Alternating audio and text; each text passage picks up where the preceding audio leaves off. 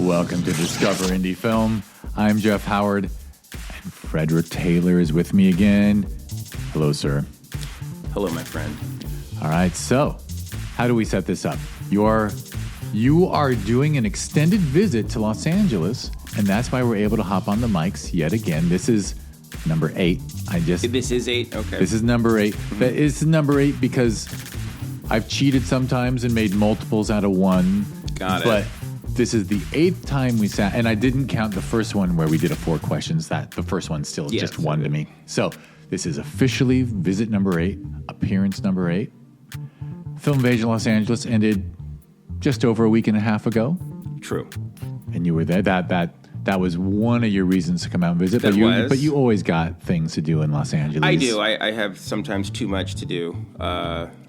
The due of plenty. Some of my friends kind of like get confused by that, or they question that. They're like, what are you doing? Are you still doing this thing? How are you going to keep going and doing this thing? It's not happening the way that they want it to happen, the way they see it happening. And they have a very interesting value system when it comes to results. And I think that there are people in this town that are sort of victims of media and their perceptions and what does success look like. And to them, it looks like, you're making a bunch of money. Right, they're victims and that their view of the world is distorted and inaccurate. I agree. And I think eventually it consumes them. And it consumes them in their personal life, and it consumes them in their public life and their business trajectories and things like that. And then all of a sudden they've boxed themselves in a universe that they don't know, they don't recognize. And then they look at themselves in the mirror and they don't know or recognize that person either. And then they have to make the tough decisions. What do I do to get out of this? Or do I just mosey on up to the bar and not think about it? And, some people just choose not to think about it and don't want to do the things that are necessary to evolve and to change. And sometimes that's tragic, and sometimes that can be also extraordinarily catastrophic, too. This is a town of a lot of sad people. At the same time, there are a lot of successful, good-looking people. And there's a lot of there's more sadness is having a good year.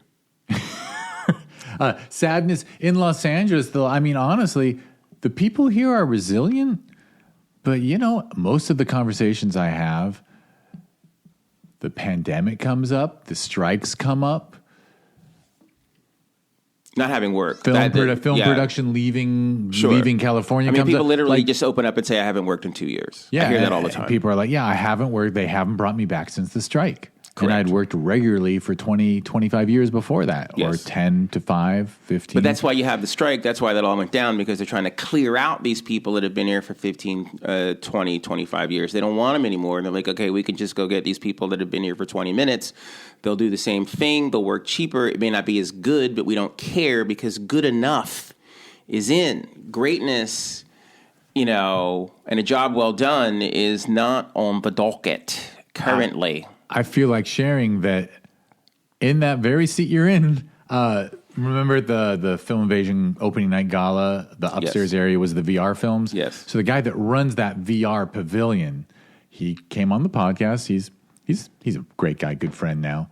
And he said, we live in the era. His number one thing was, I just want to talk about the fact that we live in the era of good enough.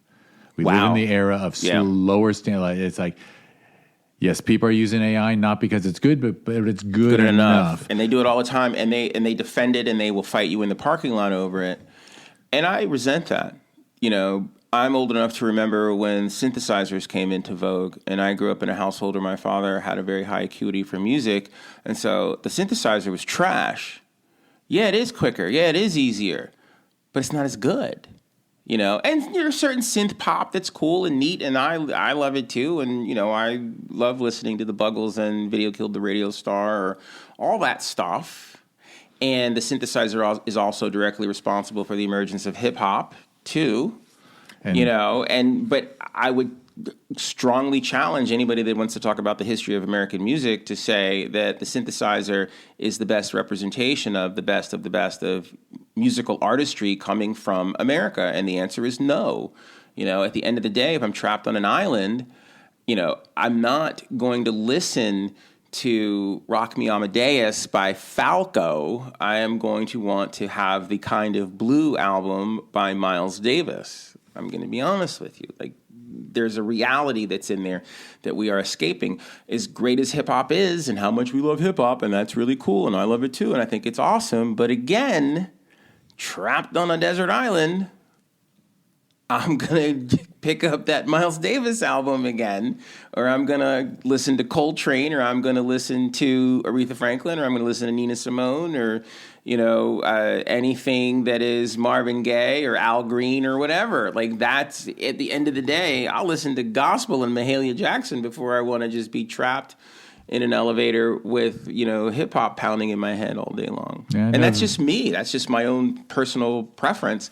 I love all kinds of music, any kind of music, but I do love music that is well composed. And there is something incredible. I'm with you. And I also like a lot, like, I like the Flaming Lips, and their stuff is sure, me too. Overproduced and sampled like crazy. But when I am in, like, 20 minutes from here is a little jazz club called the Baked Potato. I've heard of it, yes. And if you're there and there's 4 or 5 musicians playing instruments live together, it's lovely. I find that enchanting. It's just amazing. I mean, in our I'm Not Rappaport moment, when it's you and me sitting on a park bench somewhere and we're old as dirt and no one cares about us anymore, we're going to be sitting there listening to jazz in the park. And I mean, I kind of believe that we'll be able to go to a club and see live music, even if those musicians, and this is the shitty part, have to work as baristas and waiters and whatnot, because what they get paid to be competent and or talented musicians is continually degrading no matter what we do. Like, it's... I think they'll be working as sex workers.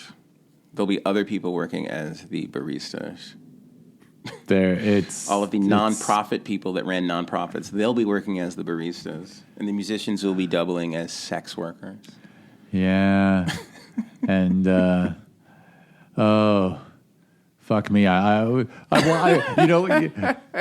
Fred, you always laugh at the fact that I sometimes look for that silver lining still. You do, and then you start swearing. Like your language gets bad. Because I know the silver. Your voice becomes far more staccato. Oh, because I want to things could get so bad that there is enough of a reformation and or revolution that we get UBI, and then suddenly musicians can eat. You know what I mean? Like, maybe AI and the robots will be like, whoa, I don't know. I know it's a weird time. It's a weird time. It's a terrible time. But honestly, talented musicians have always faced a challenge. There's always been 99 incredibly talented people starving.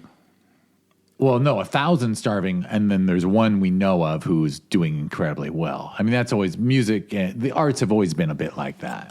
Agreed, but that curve, if we were to put it on a graph, it's steeper now. It's steeper. It used to be more. It used to bend. It used to be more, convex. And the person at the top is lower.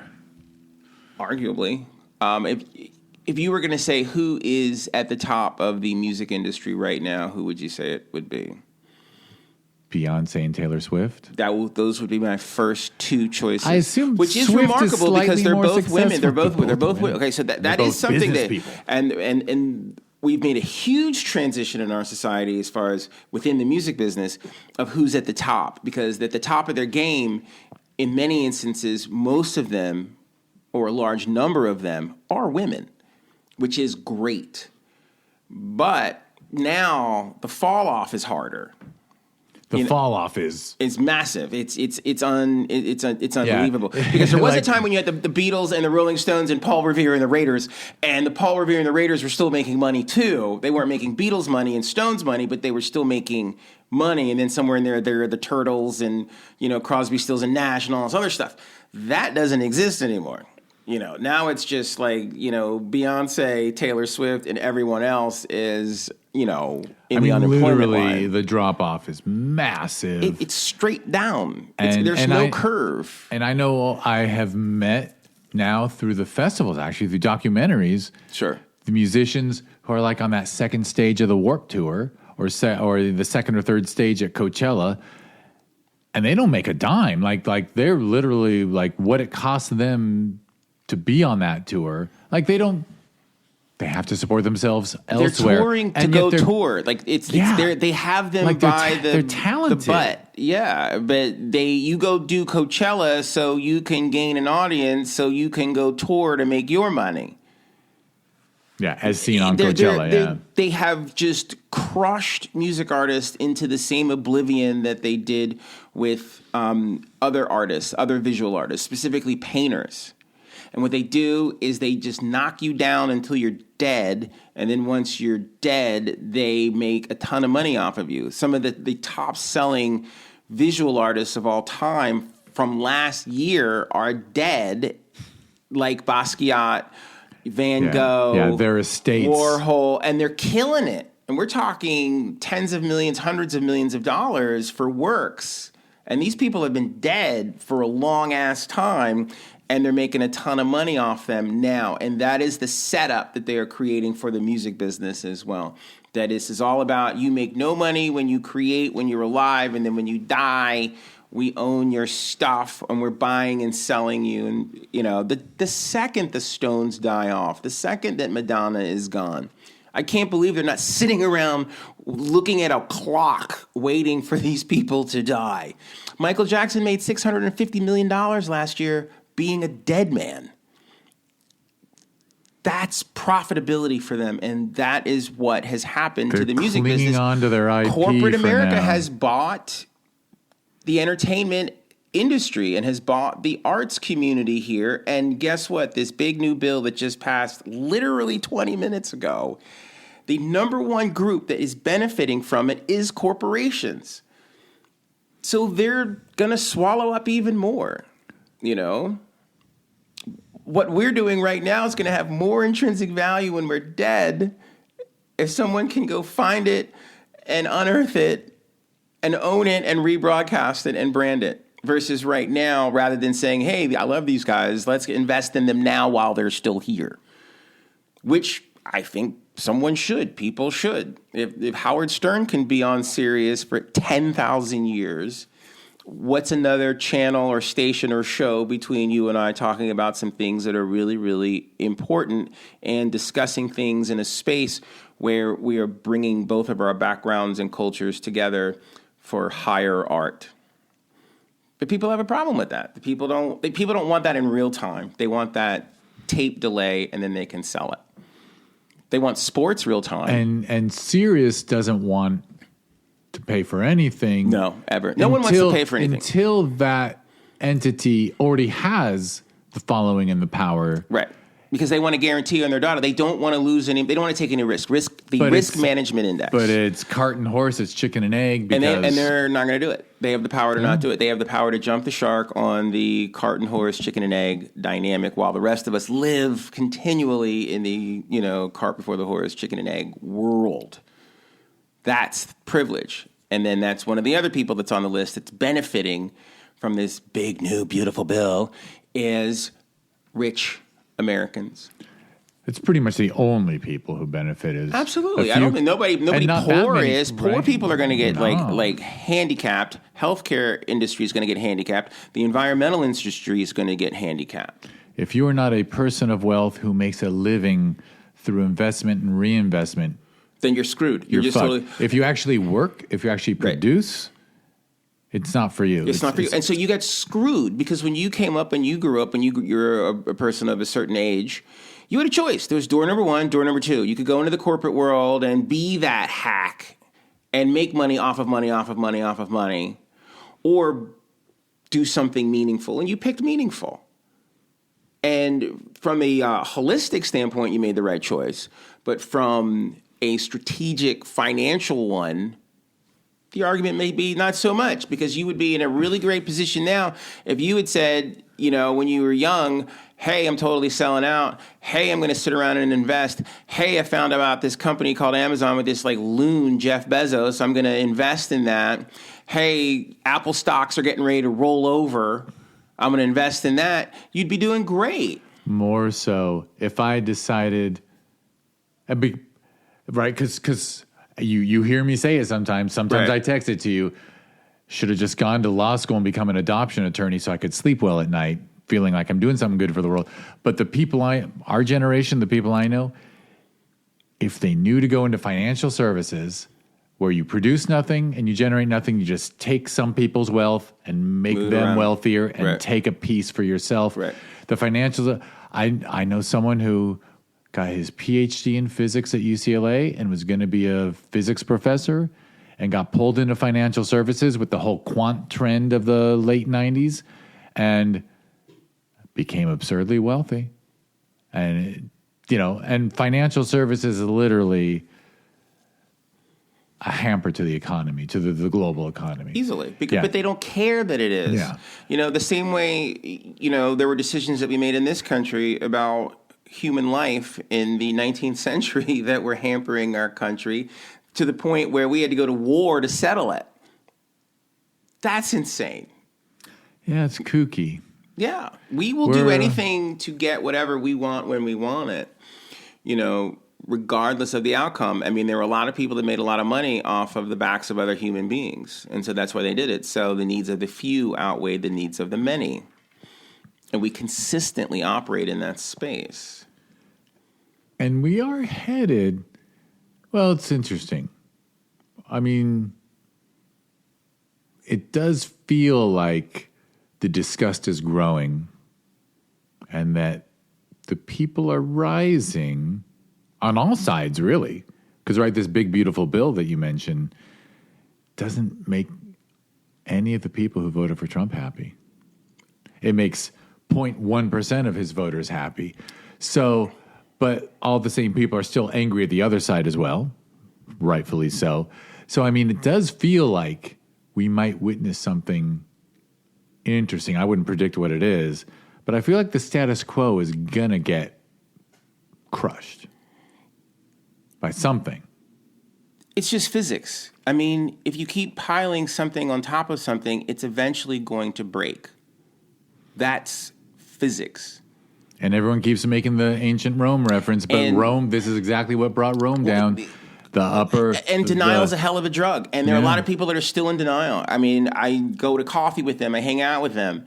I go to lunch with them. And they're my friends and I love them, but they're in denial. They're still sitting around in the pocket thinking this is all going to blow over. And it's not. And I don't know when they're going to have the fire lit up under them, but I don't have time to wait on the fire being lit up under them. I have other friends who have decided they having, addiction issues or other things that are just drowning them away from being a part of the rest of the world is okay too. And that's not. People are making some really bad choices now. And I'm more pissed off about that than sometimes these perpetrators that are trying to end us. I mean, one of his clowns said something stupid recently, this country would be so much better if it only had about 100 million people in it. What are you talking about? It's 320 million. There's literally 65 million of them are Latinos. What are you talking about? What are you trying to say? And he was like, it need to be 100 million people, and most of those people need to be white. So the only people that can stay are in the NBA or in the NFL? What are you saying? Who gets to stay? It's just white crazy. White people and the people who entertain white people. Absolutely. That's what they want. But there's no question again, about it. That's the weirdest And we thing. had that once. We had that once. That was thi- pre-Civil War shit. Isn't that the weirdest thing about the right wing is that the only reason the U.S. economy has been superior since COVID to the rest of the world, really, is immigration. Yes. And population growth. Right. So the fact that there are people walking around going, well, we can only, this economy be better without the bottom third or the bottom two-thirds. The whole point is, no, it's actually your wealth is based upon people coming here and adding to it all. So they struggle down here and reward you up there for having bought stock or being born rich enough to be a stockholder. It's becoming being born rich because I have friends that are people that deliberately are trying to marry people that have money, come from money, or whatever. That's a thing you do now. That is on the table when you are speed dating. Who are your parents? How much money do you have? Do you have any stocks? Whatever. All that's coming into view. I literally had a conversation with a friend today, and she said, yeah, I have this really good friend. He makes so much money, and he's really not that handsome of a guy, but his girlfriends are always so pretty. I said, he's rich. It's always been the case. That's like, what planet are you on? Like, he's rich, and that changes the dynamic. They're surprised that the girlfriends are pretty? Not at all. Yeah.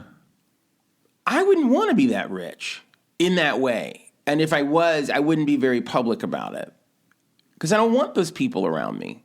They're annoying. Yeah, it's true. It's disgusting. Like, people that have the ability to create an illusion around you that they actually care, but they really only care about your money, they got a screw loose. That's a lot of performance. Yeah, it's got to be a lot of effort. taxing. It's got to be. I would say so.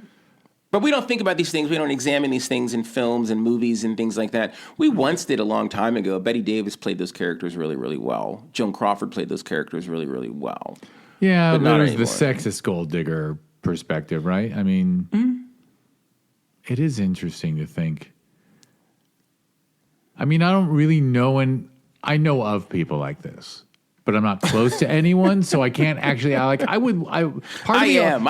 know them, and of course I am actually. See, I actually don't. It's funny though, because I always had acquaintances like that, and I may have even told you that, like, my ex had a friend in Florida, and he was whatever. So he was in a Florida crowd where all the men were douches in their 60s with 50 to 100 million, and all their women were, Pop-Tarts. strippers.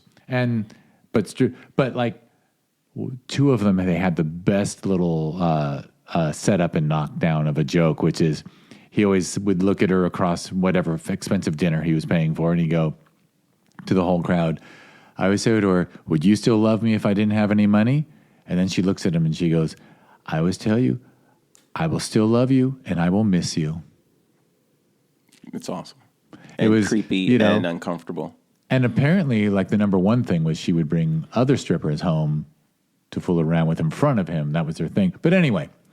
I love it that you needed to add that on as an addendum. Oh, it's a fact. I love it, but you still, even though it's a fact, you still feel the compulsion to bring it into the conversation. They rubbed it in my face that night.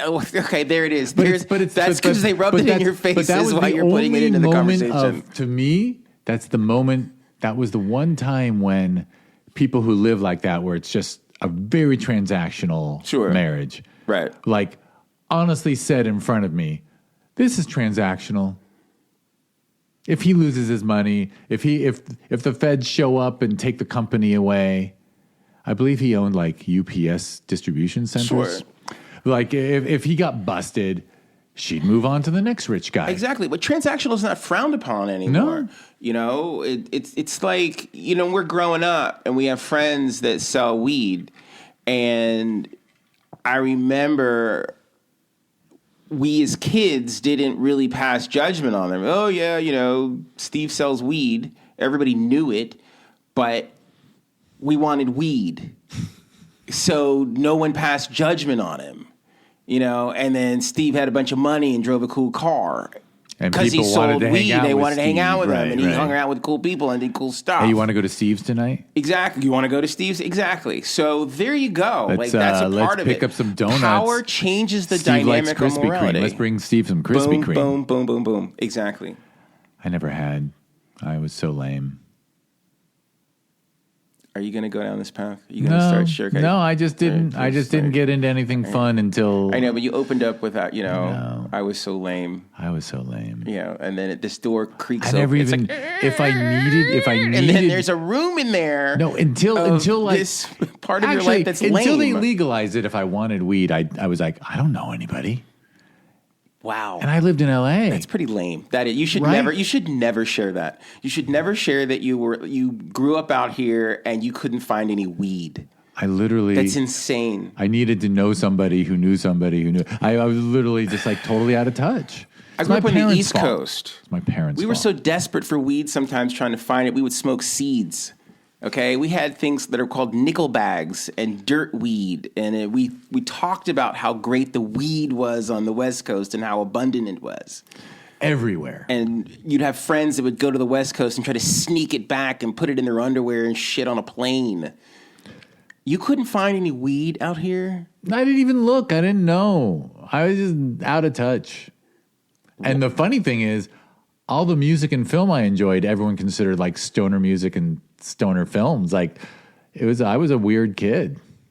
You are painting a very interesting picture of yourself right now. Yeah. Well, I guess I'm looking back. You aren't. Yeah. Well, you brought up weed and the friend who had weed. And you just reminded me.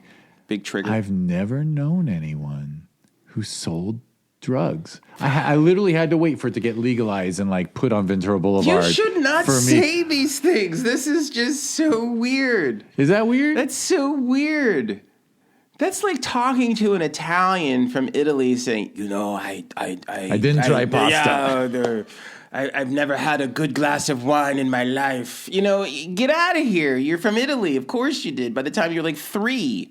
Like, unbelievable. Like, you grew up in Detroit. I've never heard of soul music. Like, it's impossible. I am impossible. Excellent. It's unbelievable. Excellent. You defy the laws of we physics. got on this for the transactional humans. But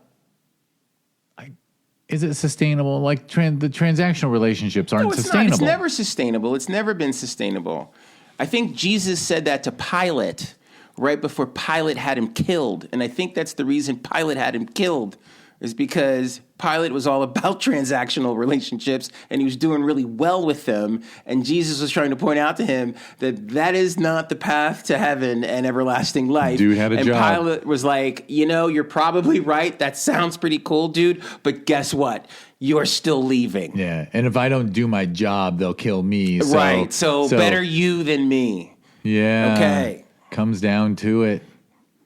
Brass tacks. Was Pilate Jewish too? No, he was a Roman. No, he was a Roman. He was a Roman. The Herod, or no, not Herod. There was the Jewish king at the time. There was some supplicant Jewish king who was trying to keep the Israelites alive by being friendly with the Romans. Right. Can't remember his name. If you said it, I would go, yeah, you're right. Okay. But I can't. Yeah. I got, You got nothing. Thanks to all the weed, my memory is gone. There you go. Your memory is gone because of all the weed. The elderly weed. What are you going to do? I don't know. It's okay. I apologize for disappointing you. But what else we got? So what would you like to pivot into? There are so many things that we can talk about. The Big Beautiful Bill is definitely something that I think it's important for us to, in a passing way, really. So it address. will be signed on July 4th. Yeah, it's going to happen. Of course it is, and that's what this is all and about. And he's going to hold up the fake thing with his signature. Yes, he is. This might be the end of him, though. I mean, I think this boy is going to blow back in his face. I agree. I think it's going to be. It's not going to be a individual that's going to take him down. It's not going to be a particular cultural group that's going to take him down. He's going to take himself down, is what's going to happen. So you're just kind of waiting for what is his Waterloo or what is his trying to fight the Russians in the wintertime kind of thing going on, and it might be this bill. It might be, because the effects will be negative and the negatives will continue to increase. Consume him. Yeah. So that when he starts saying next year, like, the popularity is just going to keep dropping and dropping. Well, and it is. And then you're just going to have the nutters that are just going to keep trying to hang in there with him. And then you're going to have all of these other, like, sycophants who are just sort of, putting Band-Aids on everything all the time and sticking their fingers in the dike as the water is coming the other way. But two things. The negative effect it's going to have on low-income people, and the negative effect it's going to have on the healthcare industry, and then the bad optics of fucking up the environment. I just think fucking up the environment is just bad optics. The environment's kind of like children. You can't kick children around. It looks bad, screwing with the environment. It's kind of in that same space because it's sort of this Mother Earth thing, the gestation of life. It's our connection, our souls. It's something that we all love. We all remember. We all love children, and we all love the environment, and we want the environment to be here for us, and we understand the importance of it. It gives us the drive to continue to move forward, and he's screwing with two things that I think people are going to have a zero tolerance for once they start to see it erode around them. Yeah, you're right. And the only reason that they can fuck around right now is that, starting with Mr. Nixon, we cleaned up the environment enough that the average person is like, oh, there's not a problem.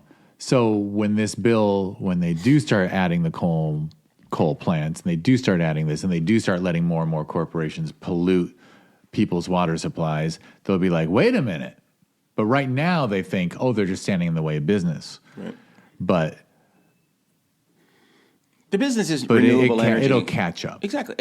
I know. I don't understand. That's the annoying thing. There's such a clear path. Because I just think that there is this bigger picture out there where they just think, like, one, it's not in our lifetime, so who cares? And then the other one is that whatever's going to happen on this planet that we're going to destroy, we're leaving. I think they have this weird fantasy. This is how stupid conservatives are. Like that inner world of conservatives where they think they're going to get away with this and they're going to move on to another planet and leave this one to look like a Detroit ghetto. It's never going to happen. It's not going to work. They're not going to get anywhere. It's a fantasy that they have, or that they're going to be able to quarantine them off in like New Zealand or something. That they're going to find a way to not have to deal with everything else that they have just totally effing trashed. The same way they ran away and fled the urban areas of America, 50, 60 years ago as well. They cannot be white flight from the planet or from a particular continent that you're just going to like flush down the toilet, So they just live in a vacuum, and for whatever reason, they are going to ride this out to the point where they're going to create a catastrophe, and then we have to decide whether we're going to save them or not. And then how are we going to fix this and rebuild this? I don't know. And the question is, I do think that leadership unfortunately human beings need leaders, right? Like always. So leadership might arise that does, what was it, 1890 or this Smoot Hawley or whatever. But the idea that we'll start trust busting again. We'll realize the reason we had a middle class is that we prevented the concentration of power and wealth at the corporate level. Exactly. And then they'll split up they'll split up the mega corporations that are ridiculous.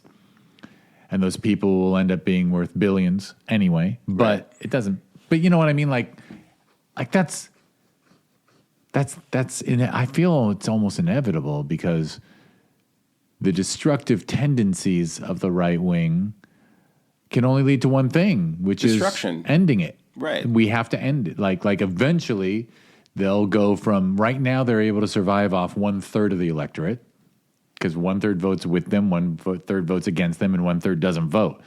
But eventually that third will turn into a sixth, and they're.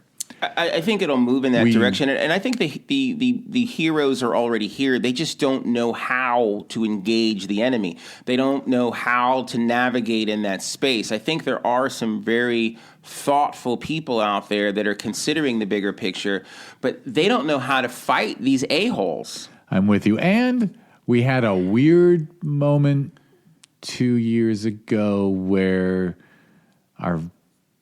Uncle Joe decided he had to run again instead of, if he'd allowed an open primary, that leader might have emerged, right? And so because that's our system is built around having a primary to choose someone. Completely, we delayed the ascension of that, but we fucked it by 4 years. Well, sure, and and Trump hijacked the Republican Party in a way that was, I think, illegal too.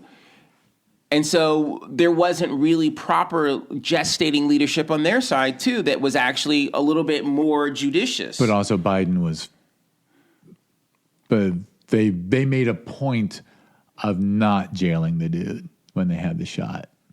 True. And they didn't go hard at him because they wanted to follow tradition. And they shouldn't. They should have gone hard. They should have said, you committed crimes. You fight. That was a crime. You fight a bully by fighting a bully. And they thought, like, oh, yeah, we're just going to go to a higher level. Yeah. He lost. No one ever runs again after losing, so he'll go away if we leave him alone. They literally thought that. And they shouldn't have. They should have locked him down. Yeah, and then have another friend that's like, law. they should have just given him the election in 2020 and we would be done with him now. And I said, no, we wouldn't. He would have fought to get a third term, and we might be sitting in the third term right now. And everything that's happening now would have happened 4 years ago, and now we would be locking up you and me. This podcast could be illegal in the next 4 years, possibly, plausibly. Yeah, because you wouldn't be allowed to say things about or yes, it would just be like, if you're noticed, you're jailed. Yeah. Oh, if they find you, absolutely. I mean, because that's how it goes down in every single fascist dictatorship that has ever existed. Anybody that is a dissident gets dissed. I do have one hope. Well, not one, but a hope I have. So I look at Orban in Hungary. The thing is, the people of Hungary lived under the Soviets too. So happiness wasn't a given. Right. Misery was a given. Right. So when Orban takes away democracy and makes the average person more miserable, it's not that big a shock. Right. But in this country, where everyone expects life to get better all the time and we all expect to be happy, imitating Orban and Putin is not going to go well for these people, for Trump, because what the big beautiful bill is supposed to turn us into Hungary, right? Where the top gets better off, exactly, and everyone else suffers. And then, but you have to aspire to just be at the top. But we're not okay with suffering. No.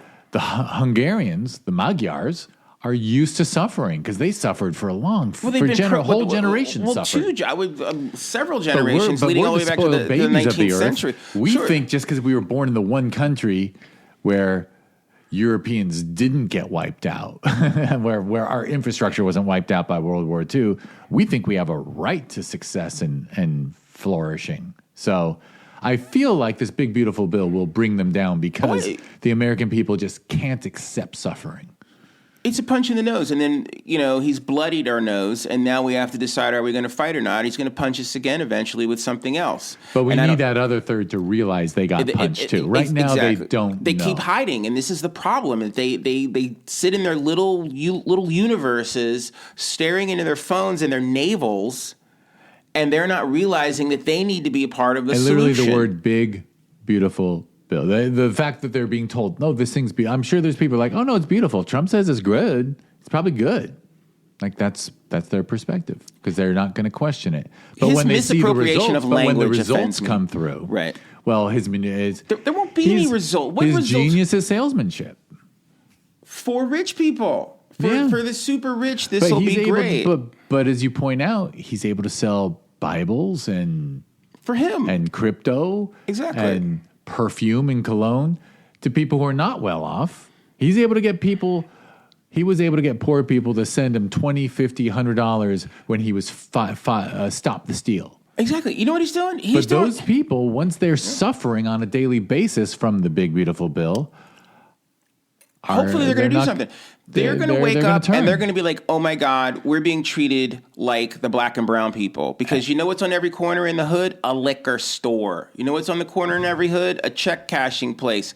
That's what they're doing to us. They are, bleeping eyes everyone. Everyone is being turned. Doesn't it suck that, of course, because in this country, poverty and race are so tightly associated. Completely. That every neighborhood that is bad off economically has an ugly term. Absolutely. Exactly. And I made a video back in 2020 that was, if you do not own a N, you are one. And that is where this is headed, and you're going to be treated like one. And until you wake up, that's what's going on. And it may be too late. And that's exactly what's happening because we're rounding up people. We're treating America like it's a giant ghetto. And these rich people come in and they're going to regulate everything. And they're going to tell you what to do, how to walk, talk, act, think, dress, how to go to church or whatever. Instituting curfews. Let's get rid of public schools. I just went to a charter school yesterday that was 90% Latin American, and these kids wrote these little pictures and stuff like that, and they're very pro-immigration and anti-ICE and Doge. Great, and these are kids. I took pictures of those pictures, and I put them on my Facebook page, and there's actually people that are offended. And then they actually feel like they have to come onto my Facebook page and say something about it to me. And these are also people that actually work, they're conservatives, they work in the film business and have the audacity to try to have a strategic partnership with me and look for work and say we can work together. Are you out of your mind? Are you out of your mind? And the answer is yes. That's the game they're playing. It's a ridiculous And they live game. in such an echo chamber it's a joke. Of selectional bias that they actually think right. that you'll respond. And that I'll respond and I'm going to do what they want. And then I don't do what they want and they go berserk. If I make my own decisions, I'm a person of my own, command in life. They take issue with that. And the biggest thing, Jeff, is like when you do get to these conflicts or these intersections in life with them, if you do not do everything that they want, they got a problem with you. If you do one thing that they don't like, they got a problem with you. And God forbid you slip on a banana peel. Or maybe you do something that's not perfect or whatever. They got a real problem with that. Right, it's all or nothing. It's all or nothing, and it's a joke, and they do the nothing. You're the all. You do all for them, and they do nothing for you. And then when you make a decision that doesn't involve them, or you question something that they're doing that is moved into an ethics space, they got a problem. But they got something to say to you. And then some of these people are people that say things to me like, oh, Fred, you're too white as a black person. I mean, they come at you and they will say things about, oh, these Jews. Or I don't like all of these Mexicans. They're criminal. We got to get them out of here and all this other stuff. These people are nuts. These people are absolutely crazy. Oh, I have a real problem with transgendered women playing with other women. I have a problem with that. What? Really? Don't you have better things to worry about than what's going on? You know what I mean? It's like it's absolutely crazy. Oh, yeah, it was a good idea to drop a bomb on Iran. No, it wasn't. Oh, Obama's a weak president because he was trying to negotiate our way through that rather than dropping a bomb. And, during the entire, Obama administration, Iran didn't hurl a nuclear weapon at Israel. So there's not a problem. We're just negotiating. They just want to play this game with black and brown people. They just want to end them all the time. The minute they stand up and do anything, it's, oh, we're just going to end them. That's it. They just want us in our little buckets. But the NFL season's going to start on time. We're all curious about, free agency for LeBron. These people can fuck themselves. Seriously. I wish every black man in America that plays sports would just stop. Just stop. But they don't, and it makes me crazy. And if any black man out here that is a professional athlete can find some way to get all of his friends together and say, hey, we're gonna boycott. I mean, literally, or do a sit-in. Literally, I do sit back and have that exact thought. I'm astonished. I'm astonished. How come? LeBron should be leading the way. He should totally. His career's over. He's old now. He should be like, I'll just take one for the team and be like, I'm going to end my career now, and I'm going to encourage everybody else in sports to take a day off, or to boycott, or to get in the fight. If he just said, I'm going to run for, I actually don't know who the president of the Players Union is right now. I do not either. I used to. This dates me. I remember when it was Derek Fisher, but anyway. Yeah, well, that does date you. For baseball, I think it's Tony Clark, but I don't know who it is. But if the president of the Players Union, I really wonder why they don't just. They're scared. I don't understand. We could all void our contracts tomorrow, and then use our own money that's in the bank and start the same league. Easily. Same team, same rosters tomorrow. There are Europeans and Saudis that are like, here's all of this money to come over here. Rent the same fucking arena. Exactly. They could literally have the NBA season start on time this fall with a player-owned league. Completely. They could do it. They really could, because it's a small enough pool of humans. Completely. And all those Eastern Europeans Trump would go batshit. He would literally get on a podium and a mic and he would say, God damn it, all these N-words out here that aren't... Like, he would just ruin it. He would go batshit. They would crater the amount of money that they have that they're laundering through black people, specifically black men, is insane. That's why black men are held down. I'm a black man. I see this and I feel this every day. Nobody's interested in me being in a leadership position. They're interested in me being in a follower, problem-solving, entertaining, showcasing, here's my top hat and cane, sing us a song spook lane. That's what they're interested in me being in. And every time I step into another lane, they have a problem with it. I have a problem with people just working on set. Like, for me to even be in a leadership position, like, people can't even take me being serious, that I have to coddle people all the time. Because people can't even handle a black man that knows what he's doing and he's saying it to you in a way that is, like, real direct. When I came up in this business, I worked around a lot of Jews. I got yelled at by a lot of Jews, old Jews. Hey, kid. You know, and in the minute I would feel... And they felt they were mentoring too, right? And they were mentoring. And they loved me. But they told me, I don't have time to coddle you. I don't have time to wipe your fucking ass, kid. Just shut the fuck up and listen to me and you'll be okay and I'll take care of you. Right. And you want to turn around and do that for the young people. Absolutely. I have to. And I have to do it that way.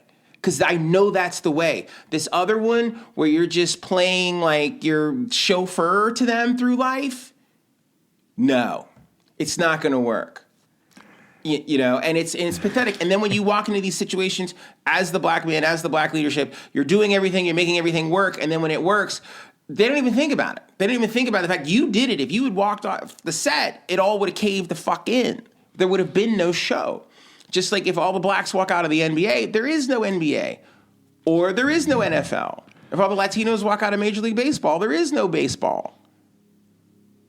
It's it. And we don't do it. We don't exercise our power. We don't exercise our inner Rosa Parks.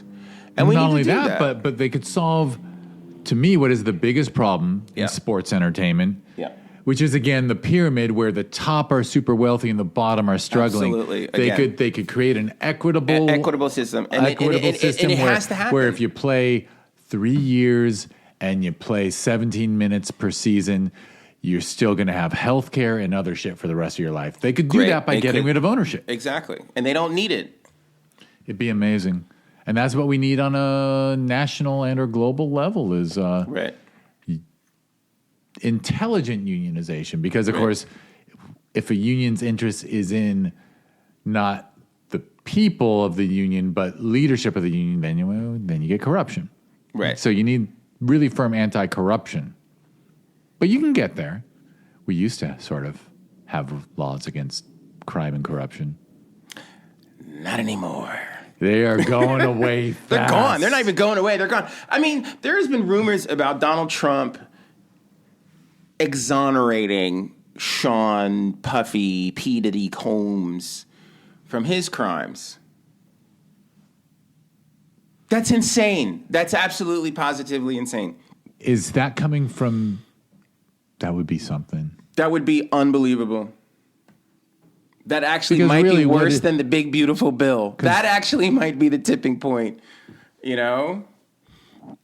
I mean, Combs is going to get off on the racketeering charges. That's not going to happen. Now that we're moving on to another subject. The most he's going to get is 5 to 10 for, like, kicking the shit out of people and, like, allegedly raping. That's where this is going. And we won't find out what the sentencing is until October. So we get to spend the summer with this douche listening to this stupid story, you know? But he's not going to do the time that he needs to do, because if the racketeering charges had stuck, he'd have gotten life. Yeah. But it's not going to get life. And so that's the difference. Because that's off the table now. If you're in that corporate zone where it is that's benefiting from the big, beautiful bill, they make all the money and they're running everything, now you don't do life for anything anymore. You get off. This is where we're going. This is the Gilded Age coming back. No, we are quickly not so many negatives. Where we were a nation of laws, yes, and now we're a nation of loopholes. Completely. And for the privilege. Right. And so what has happened is we're trying to do a reboot, and this time they're like, okay, we'll let a few of you others on the boat this time. We'll let some Jews on the boat. We'll let the Moulians on the boat. We'll let some of these... and that's right, I said it. And we'll let some... As is your... as is my right to say it, exactly. The Latinos, the Asians, and the Indians, and all the ones that are corrupt in their cultures, they're on board. Welcome aboard. And we'll give you jobs, and, you know, we'll give you the same protections that the rest of us have. And then everybody else gets shut out. And anybody else has to convert. It's a cult. You know, basically Jim Jones is leading this country. If he said to people, drink this Trump Kool-Aid, a lot of people would do it. I mean, people did die during the pandemic drinking bleach or injecting it or whatever. He's on that level, and people are really, really not paying enough attention to what's going on. You know, and eventually he has to die, because everyone dies. Everyone does. Everyone dies. The difference is that, are they going to tell us when he does, or are they going to create some sort of animated AI and keep going? Because it's possible. Or they'll go full Stalin on it. And pretend he's keep signing paper. Auto pen. Whatever it is, like they'll come up with something. They'll try to keep it going for as long as they can. I do not believe the day that he dies is the day they're going to tell us. It'll be, you know, bleach and dye Barron's hair, put him in a fat suit. Or put him on IV 17,000 calories a day till he fattens up and looks like his dad. I love this part of your brain that ignites sometimes. Like, look I want to write the story now. I can't. I'm trying to be able to describe this to your listeners, but you are full glow. Look at you're barely blinking. Your pupils dilated. Because I have the emotional need to laugh at it. You do, and you're just in there looking for the funny. It's so fucking bad. It is so fucking bad that you're looking for the funny. I understand I'm looking for the funny, and I know it's not there. That's so embedded in your DNA, too. Not to stereotype you, but that's so true. It's just like, it's unbelievable. Look, see, my people's reputation for humor is fully based in overcoming misery, right? Like, literally. Right. Literally, Why do we have gallows humor? Because we've been at the gallows so many times. Yeah, exactly. So yeah, I know it is weird, because you spend most of your life thinking you have your own brain, and then somewhere in the 50s, right? I just realized we are just products of our times. We're products of our environment, products of our genetic history, and all that, right? Like I realize I feel like a piece of you know, whatever. I'm missing it, but I see myself as like continuing on trying to do things right, but I see myself as part of a bigger whole in a way, I guess. Mm-hmm. More so than I did when I was younger. When I was younger, right? When you're younger, I was just like, I'm my own. I'm thinking, you know what I mean? Now I realize, no, I was just a normal kid. And want a revolution, and now I just want quality leadership and quality living for as many people as possible. We may be gasping for quality water based on them thinking they're going to go back looking for coal, and then I have a friend that I know who is from the conservative side or conservative trust. I mean, like, consider her a friend, but It's not going to be coal. They think, I know, but they think in It's not even Wyoming cheap enough. there's 300 more years of coal in the ground out there. And I'm like, what does that have to do with anything? Like, that's stupid. Why would we delay our development in energy by 300 years to just keep getting coal from Wyoming? That's dumb. And again, coal got phased out not because the blues and the greens demanded it. It was because it wasn't profitable compared to natural gas. And it also kills people. Yeah. But the killing direct people, connection but the killing to people isn't why it went away. It's the lack of profitability. Sure. That's always why it goes away. That's why we had the Civil War, because of the lack of profitability. That's the reason we got into the World War I, World War II was for profit. That's why we have wars. Yes. And the Korean War, the Vietnam War, whatever. Cause wars, yes. Economic slowdowns cause wars. They're like, what are we getting out of it? Like, if Russia wasn't fucked resources? Financially, they wouldn't have invaded Ukraine. Never. And that's what this is about. Yeah. And Putin's got to wake up every day so effing mad that it is draining him to try to take the Ukraine. But once again, none of these bleep holes want to negotiate with anybody. Netanyahu doesn't want to negotiate. Let's just take it. Because as soon as there's peace and calm, he goes to jail. He's just trying to stay alive. He's just trying to stay out of jail. So is his boy everybody in America, and so is his boy in Russia too. They're all doing it. These are all criminals at the top. And that weenie in North Korea, Yeah. That is the case. I mean, I guess that applies to the thing I was saying before. Thing that they serve you at a party, that's him, okay? Him with glasses. But that is a people who accept a miserable life. But do they? I mean, they're forced. Well, how is there not a revolution in that country? Because I'm sure they try and people get like their killed ass instantly, beat. Yeah. You know what I mean? Because you would have thought like there would have been a lot more slave insurrections. But there wasn't as many as you would have wanted or hoped for because people got the crap kicked out of them. That great story about Frederick Douglass, I'm going to use Black history. Here we go. Okay, Frederick Douglass is on a plantation in Maryland. We got a month for that. So I'm gonna hold. Look, he's glowing again. He's so happy with it. He's so happy with the joke. It's like Tourette's, though. It's Tourette's. It's literally Tourette's. Because I live in a 5 country. seconds before that, you didn't have the joke, and then I say something, and then you have the joke. You set me up. Oh my God. I know, but we live in a country that pretends that like for 1/12 of the year we'll focus on. Oh, I know. So please go. But it's American history, so it's always it is American history. So the famous story about is Americans. Yes, Americans. Like yourself and myself. So go on. And we sit on the peripheral because nobody's sitting around going like, "What are the Jews and the blacks doing?" Nobody cares.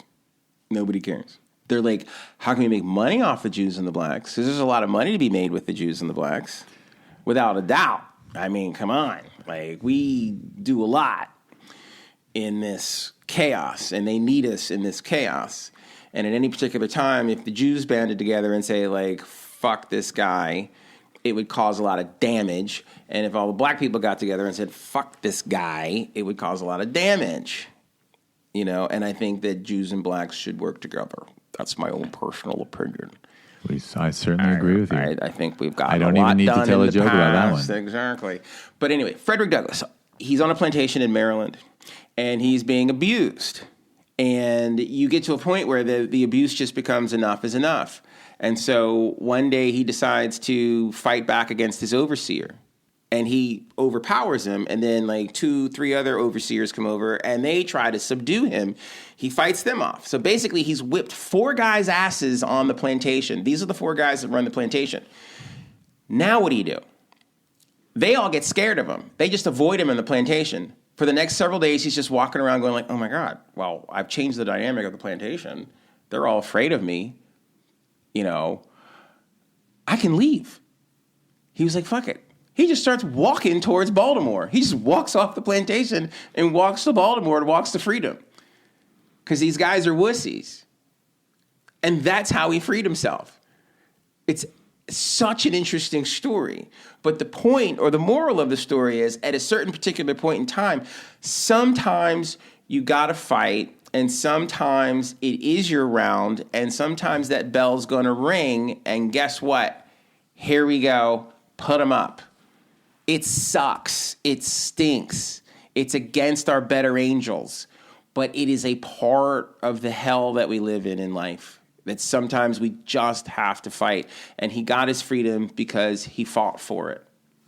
And then from there he goes on, gets educated, and becomes one of the great emancipators for this country. He's one of the great American heroes as well.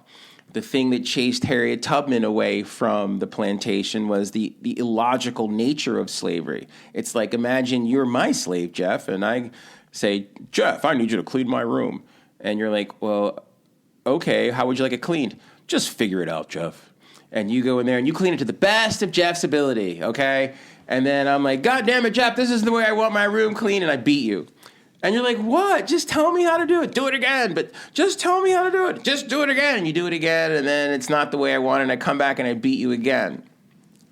And then one day, my mom comes over to visit, and she takes you aside and says, you know, Jeff, I heard you've been having a tough time here cleaning his room. Listen, this is how he likes his room cleaned. And then you go, oh, okay, thanks. And then finally, you're like, okay, now I know how to clean his room, and then now I'm happy. And you're like, this is stupid.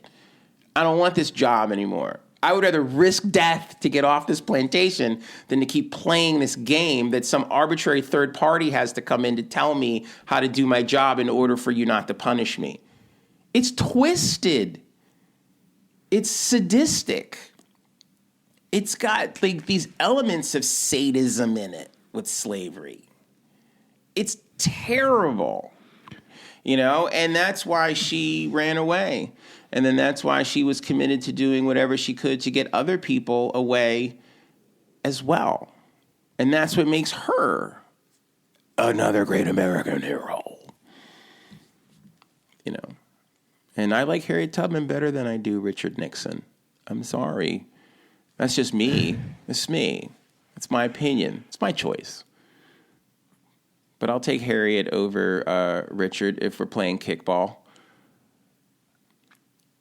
I'm trying to wrap my head around the idea that it's a choice instead of a fact, but I guess you're right, because there are those who will choose to say that Nixon was her. I just love it. It's kickball. There's two kids left. It's Harriet Tubman and Richard Nixon, and we take Harriet Tubman and we leave Richard Nixon there.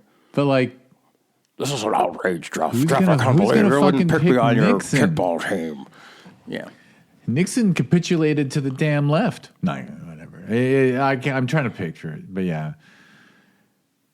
Richard Nixon extended the Vietnam War and is responsible for tens of thousands of deaths. Richard Nixon has blood on his hands. Oh, yeah. Without a doubt. And the only reason Richard Nixon won for president of the United States in 1968 is because Robert Kennedy was assassinated. He would have never beaten Robert Kennedy. It's true. Totally. And so, Robert Kennedy assassinated. Interesting. And assassinated by a guy who was Palestinian, who was still alive, by the name of Sirhan Sirhan, who lived in Pasadena. Okay?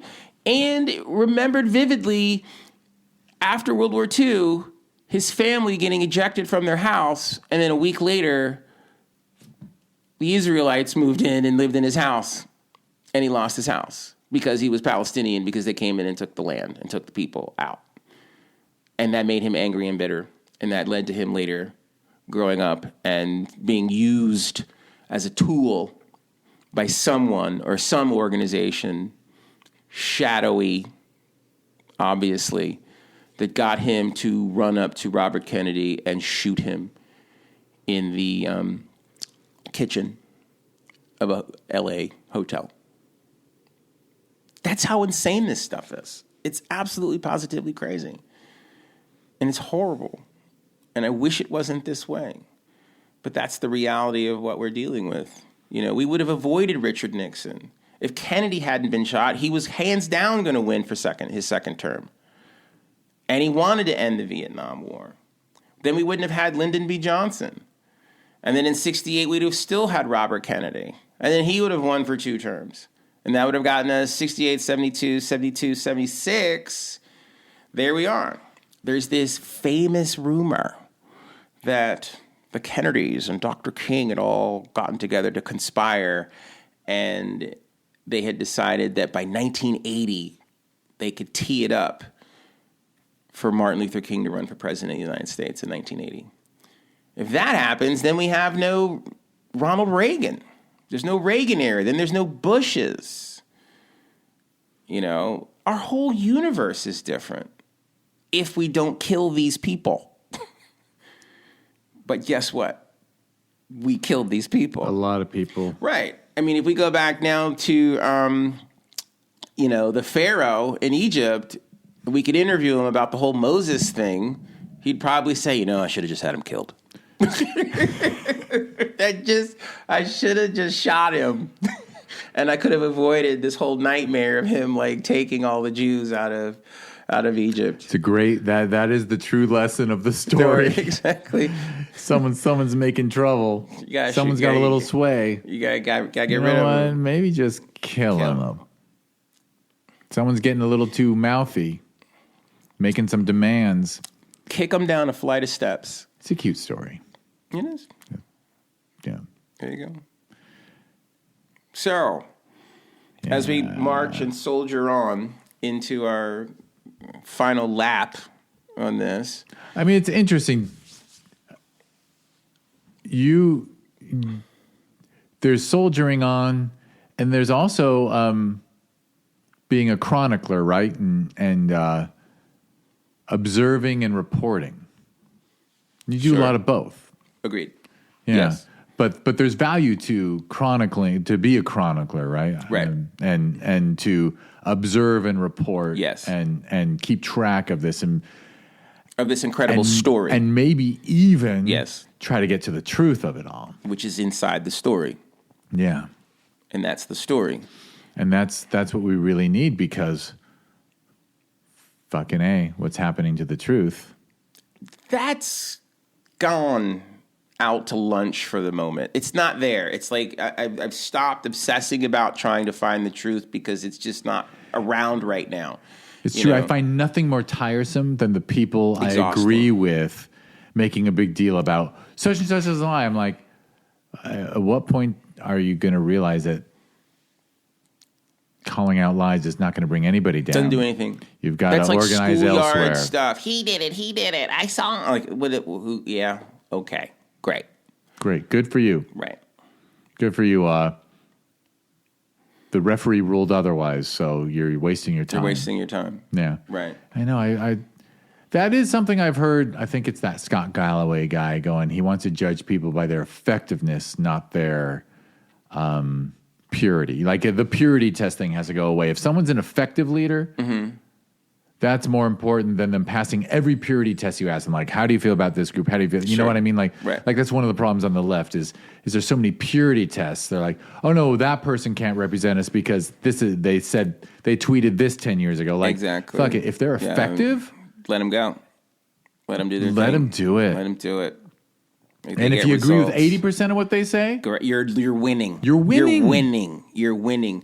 And I don't know why we have turned into this. And I think it may have something to do with the Clinton era. I think that people were very disappointed and very crestfallen about the Clintons, especially towards the end of their second term in office. And they just decided moving forward, we have to be perfect now. We can't you can't have one fight mistake. Dirty, and we have to be good.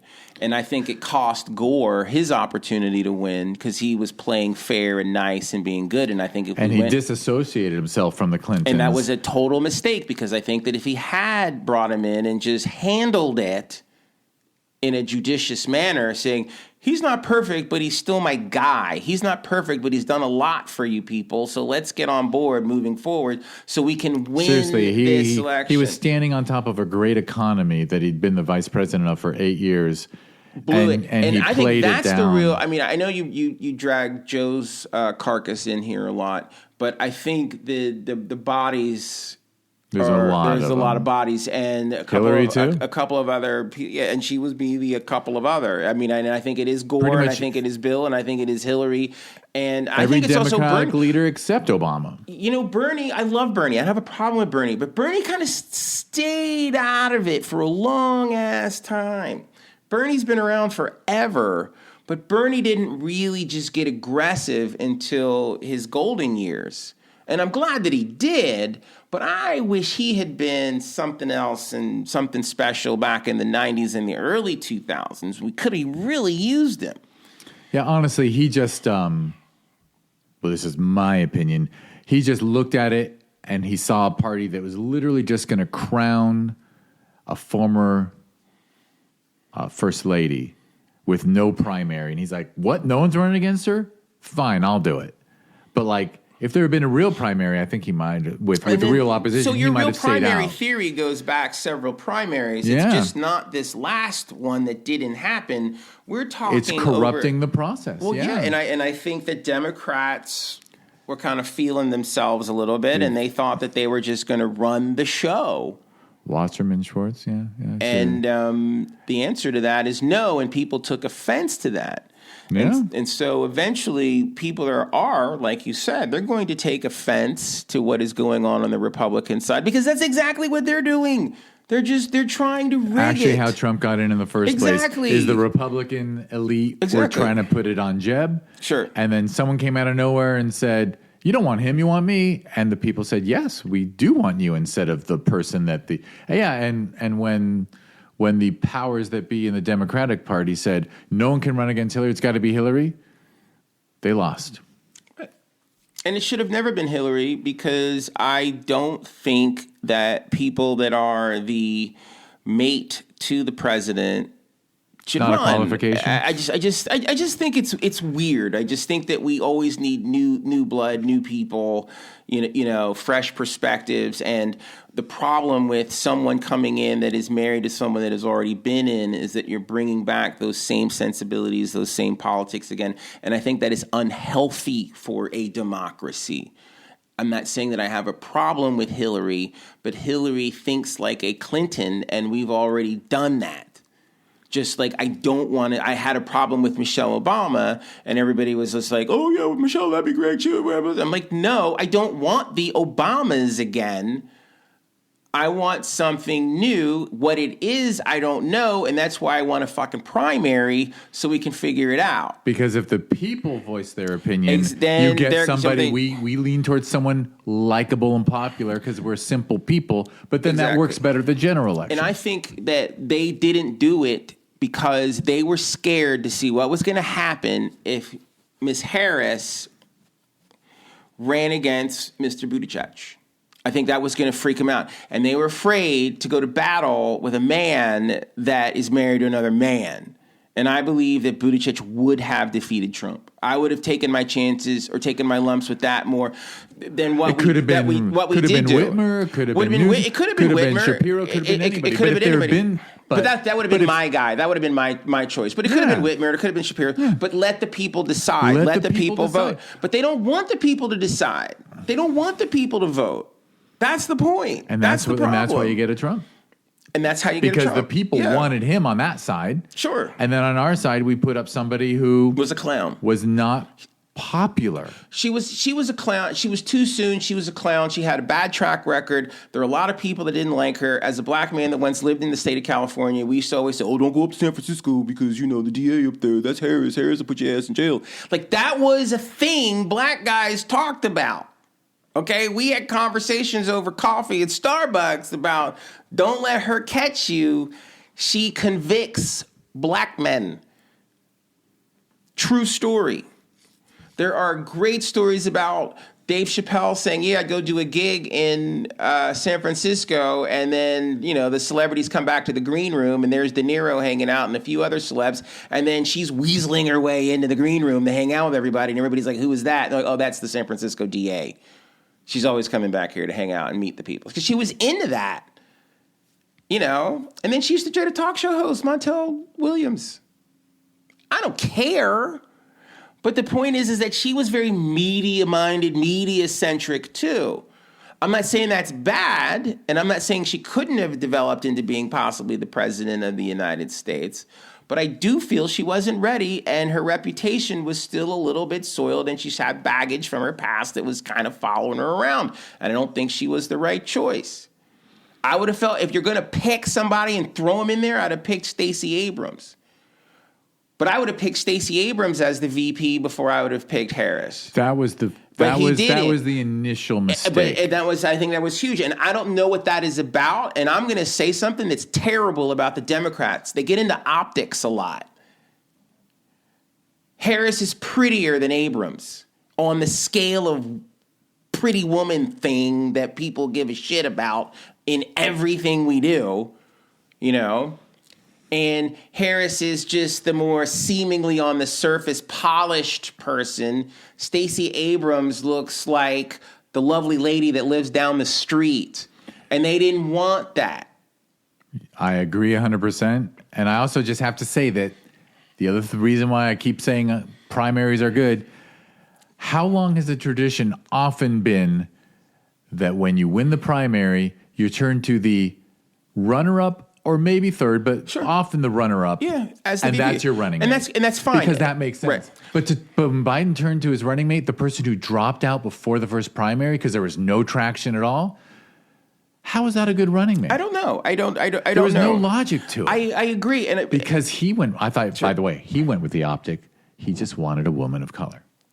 All he wanted. Which was also a mistake. I get that. I mean, I understand the sensibility about that, and I understand that that was something that we would like to move forward with in our society, and I just think that the people decide. And we were trending that direction anyway. I don't understand why he felt the need to accelerate that. It didn't need to be accelerated. It needed to sort of organically fall into place, and I honestly believe that it would have. If he had just been patient with it, it would have developed and evolved into that space. And just one other quick note. In 1960, Hubert Humphrey was ahead of JFK in 1960. And it was that primary that defined Kennedy as the front runner and propelled him to the presidency. If they had avoided the primary in 1960, they would have put Humphrey up there, and he might have lost. That's why you have primaries. It's stupid, and I can't believe that they don't do this. They are a gift to the party to literally run a popularity test. Sure. And by denying yourself that over and over again, it shows that it's like a corrupt union president who's saying, I want what's best for me. Sure. In my opinion, I'm not going to listen to the people. It's Hoffa-esque. That's why Hoffa is still missing. Literally, that's the reason. It is funny. You know where they say he is, Ro, right? Giant football stadium in the end zone of Giants. Is it Giants Stadium? Yes. It's the same stadium the Giants and the Jets both play out of. Yeah. The Meadowlands. Thank you, yeah. He is in the end zone. Wouldn't that be great if they actually dug him up? Dude, don't want to know. Don't want to know. Want to keep him where he is. I'm good, Dan. I'm good. I don't want to know that The one. myth is great. It's amazing. It is a fun myth. It's phenomenal, and I don't want any part of it. And I know nothing.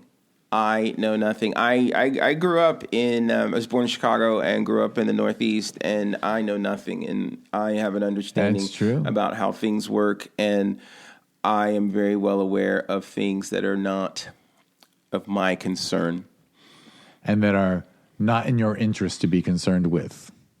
I have other interests that I hold dear and sacred that I do not want to be challenged in any way. Excellent. There you go. I'm just going to ask you a funny question. Oh, no. Are you hungry? I am hungry. I thought you were going to. That wasn't the funny question that you were going to. I had another funny question that I thought you were going to ask. Unexpected question, maybe. No, because you and I think we're planning on having lunch. We are. So we should do that. I think that we should do that. I think after all of this talk, it was really great, and I did want. And this was a good one, yeah. Yes, I did want. And maybe those ladies won't be mad at us because we're only at an hour 18. Will they be okay with that? This time, that was better. You could still cut it down a little bit more, but for now, this is acceptable. Yeah, pretty much. Or We're making them happy. We are making them happy, and that is important. I think when you can just go out of your way to make a senior Jewish woman happy, it's going to make your life a little bit more pleasant. It is, Especially if you've got the kind of heart that when is. they I've seen my mom twice this week. See, you And, know. post festival, I got it. Yeah. She understands. She gets a little less attention when it's festival time. It's funny because I told her I had a lot of work to do. She goes, "Really? I thought the festival was on." I'm like, "There's actually work to do after the festival, believe it or not." Right. But anyway, that's my older Jewish lady. I have one. You've got a pack. I don't know. They just find me, and then they just latch on and just give me advice all the time. You should. You're like halfway to a script. Completely. Yeah. Absolutely. That's a story. That is a story. It's really compelling, to be honest. Yeah, I think it would be really interesting. It'd be fun. Yeah. It'd be cute. Yeah, fun to cast. Oh, it's where are you going to start? I think you start with Bette Midler, Barbra Streisand. Oh yeah. I just always, one of my favorite things is when a film or series writes a lot of parts for people with a lot of experience. I'll just say a lot of experience, because suddenly the cast is automatically brilliant. Exactly. Joy Behar. Well, you can cast her if you want. I'm not sure if she can act. That sounded I'm not a fan. mean. That was not mean. a huge fan. That was mean. That was mean. Comedians versus actors, You're mean. I'm mean. That was mean. Joy can hate me. She can say that guy's I got a hope she comes closed for mind. you. That would be great. That'd be good for business for you. I'm Joy pretty Behar sure just, she comes would for win you. that one. Yeah. I ain't got no dukes. I would step out of the way. I'd be like, do Be your like, thing, sorry, Jim. Jeff, you Sorry, fucked Jeff, up. you fucked up. My friend's taking it on the chin. I'll get a broom and sweep him up when Exactly. he's on the Joy's floor. taking off her sweater. Oh, And her earrings, getting ready to fuck you up. Oh, I don't want to fight with anybody. I know you don't at heart, but you will fight, Jeff. You will fight. It's the times that we live in. Yeah. Well, it may happen. It may happen. Yeah, we're headed there. This is what this is. So these conversations always get more and more fascinating as we continue to go. That's why your film festivals are so incredibly important, like the one that just happened, and then the one that is going to happen later this year as well. So I had the pleasure of being in your film festival this year, Film Invasion, and I had a screenplay in the feature screenplay category. So thank you. I was nominated for a script called Please Kill Robinson Scott Thomas, which is about two hitmen who kidnap a supporter of the GOP, sort of a puppet of the GOP, and they're going to convince him a to... fictional figure that, were that person alive, you would probably want to be one of the hitmen. Absolutely. And the person the hit is being applied to would probably be Tim Scott of South Carolina. That's the guy. That's a real life example. Yeah, you would mix, you need a little Clarence Thomas in there, and a little Candace, and just kind of this weird soup of a character.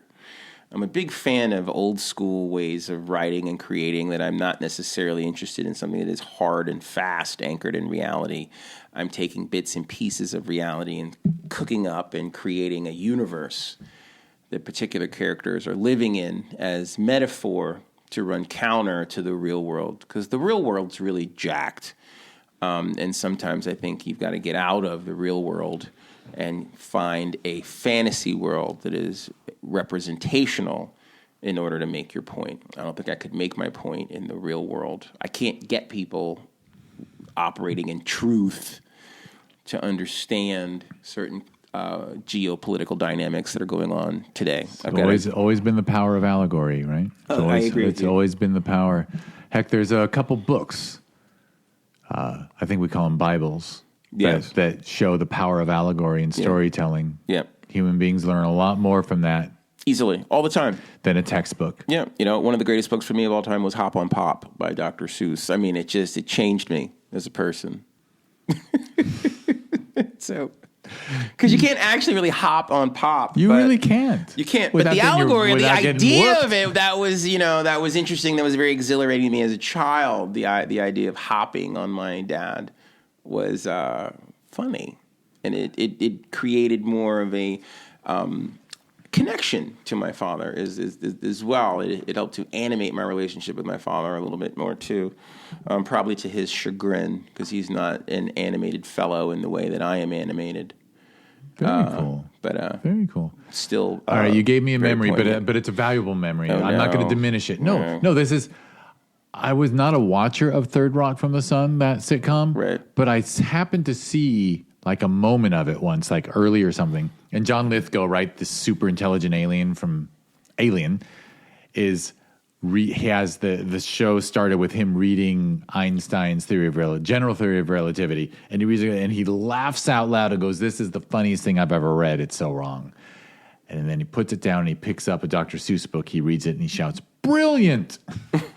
And so the idea that to a super intelligent species, Dr. Seuss is brilliance and Einstein is hilariously cute for children. I thought you'd like that. I do like that. That is a very interesting note of interest, because all of Einstein's theories operate within the physical world that is the known universe. So an alien would be knowledgeable about the unknown universe. So Einstein's theories could be all wrong, but there might be some sort of universal construct that's out there that Dr. Seuss has tapped into, that no matter where you go in time and space throughout the interstellar galaxy, people do not like green eggs and ham. Any species that has mastered the quantum realm and can travel through wormholes and whatnot understands will the appreciate Grinch. Seuss. Exactly. So we can start going down these Seussian ideologies that probably hold true on the other side of the Milky Way, which Einstein knows nothing about. He has a theory, which is interesting, but that doesn't mean that it is hard and fast and the truth.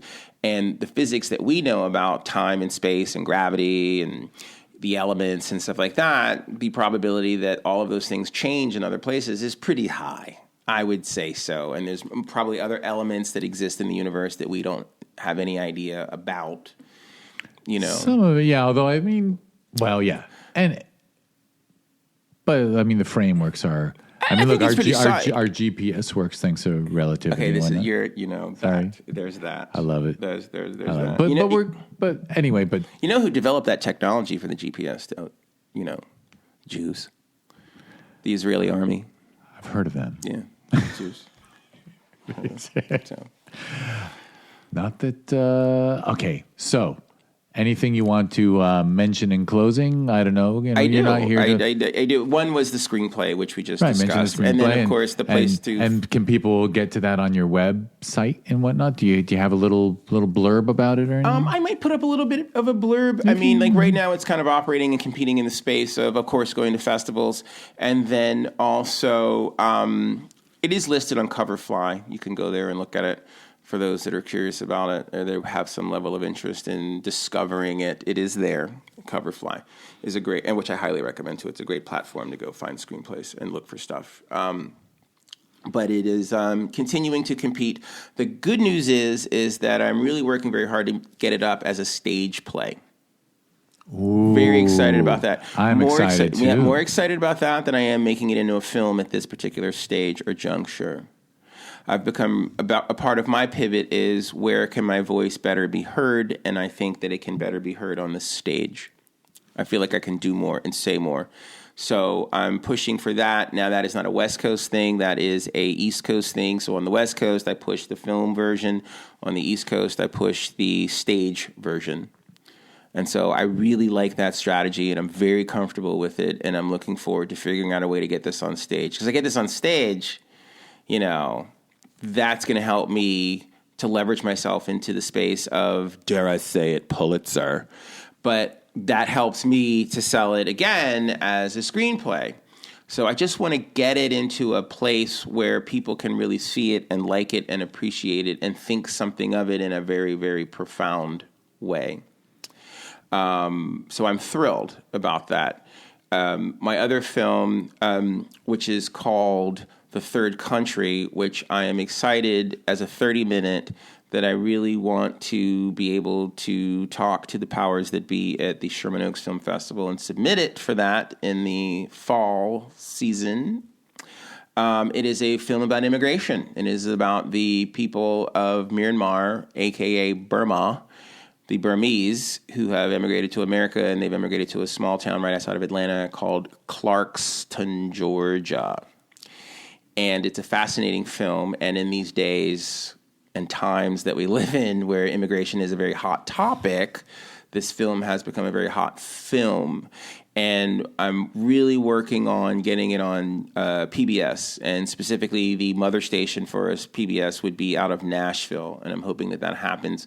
But more importantly, I want it to go national as a half-hour documentary, and then expand it again to an hour-long documentary, and it goes on to Amazon and continue to move it forward there. So that's a lot of my game plans now, is I can make small films and then make them bigger, and then move them into these tracks of being able to get exposure and some level of reasonable distribution. That I recommend doing it on your own, then that's not, or doing it with people that you love and you trust versus just the randos that are out there.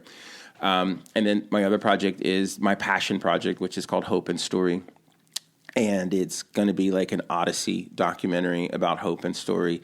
And it's just going to be all of these stories of people over the past 20 years.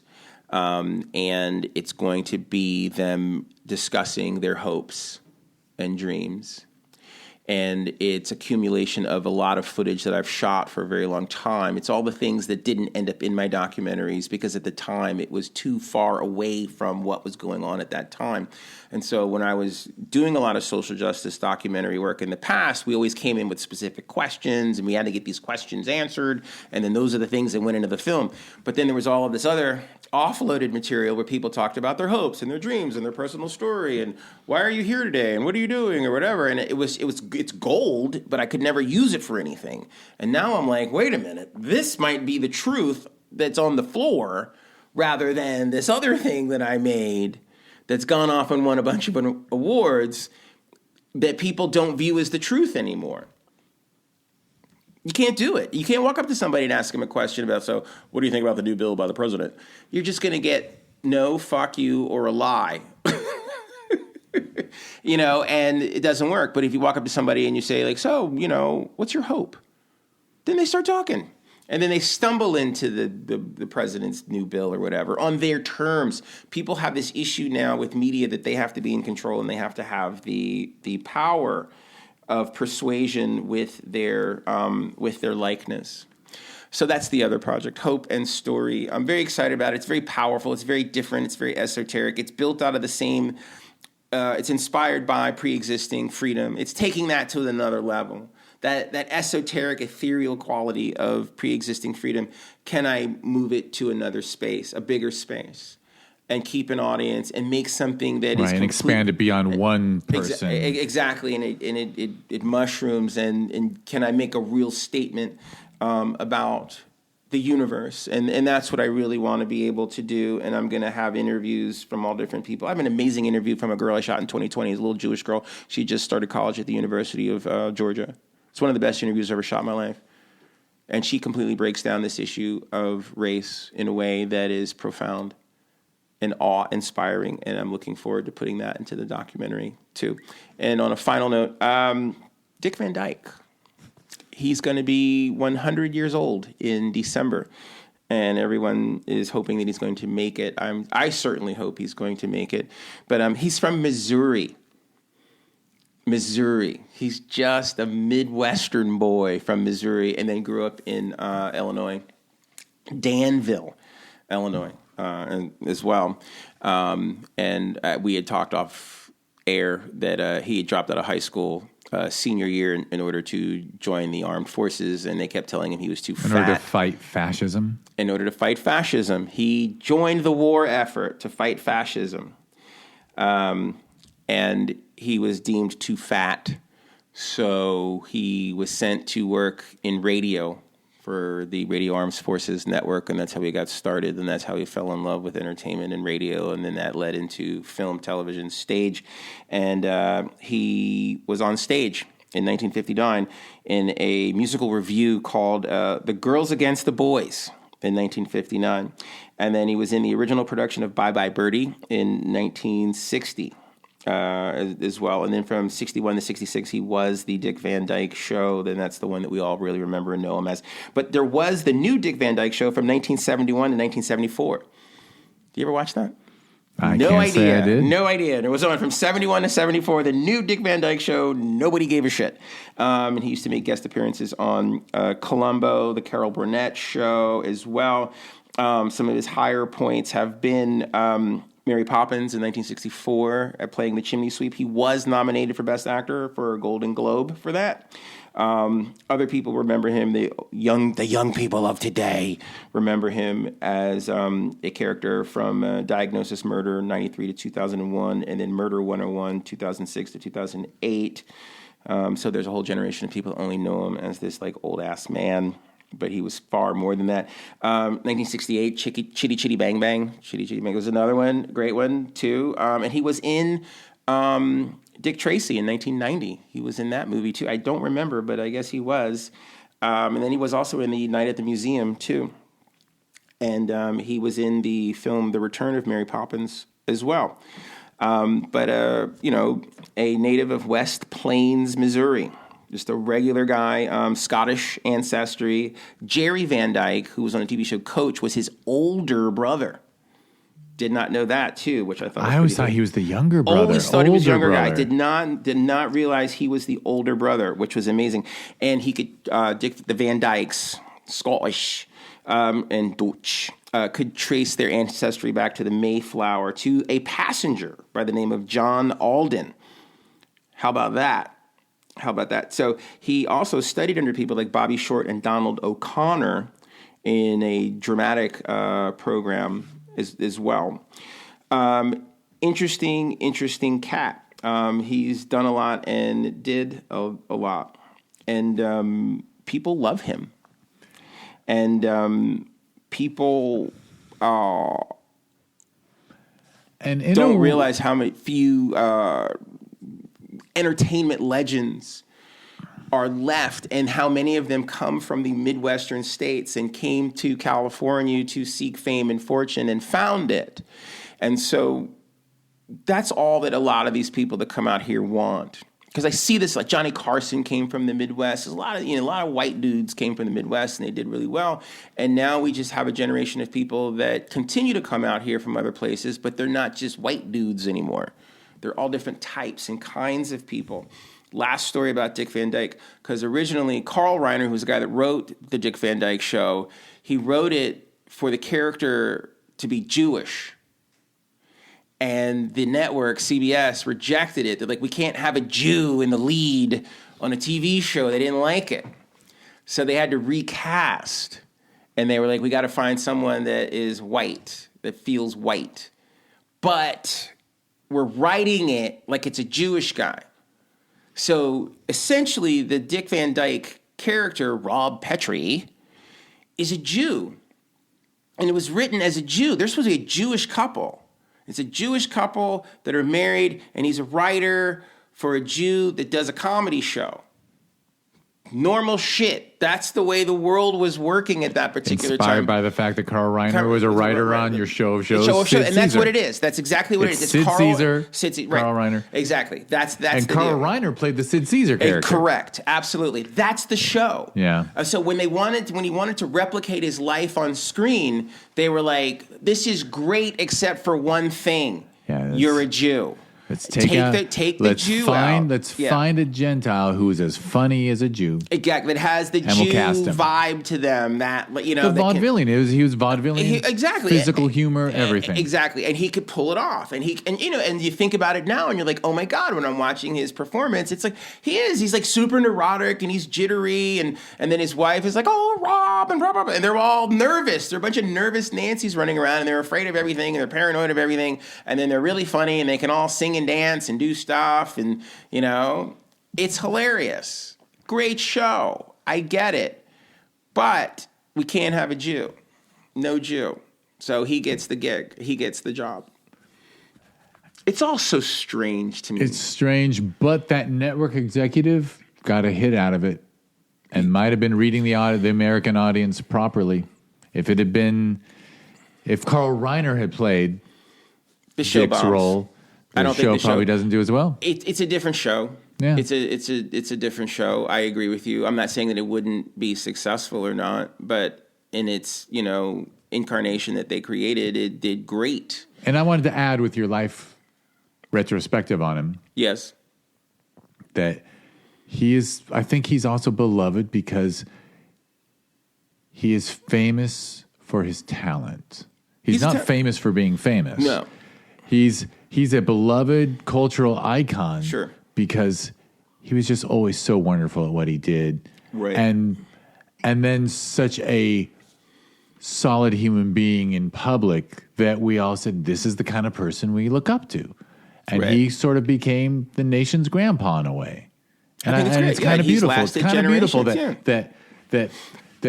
that multiple generations look to him as just a solid human being who was entertaining and funny, but a good person. And it's touching. It's touching to me that he got his fame for that in a world where now a lot of people are getting fame for. I won't go into it, but he's for nefarious behavior. He's a refreshing reminder Right. of how things should be. Yeah, and he struggled with alcohol after the Dick Van Dyke Show went off the air in the late 60s, early 70s, and that was a pretty big deal. And he overcame that as well. And I encourage anyone who is struggling with alcohol to get help and lean into family and friends and community that can help you to move past it. And he did that.